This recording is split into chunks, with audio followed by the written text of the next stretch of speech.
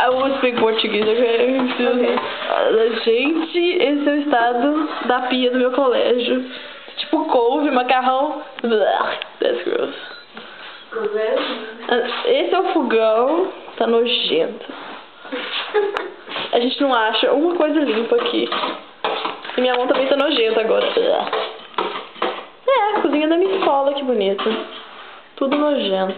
Tem um chapéu de viking. Why is there a viking hat there? Because we're in Denmark. I know, but why do you have one of why do you have one of this in your kitchen? All Danish people have Viking hats in their kitchen. They have a Viking hat in every room of the house. So I don't live in a Danish family. No. Yeah, that's bad. You don't. That's gross, Maya. Yeah, I know. Ugh.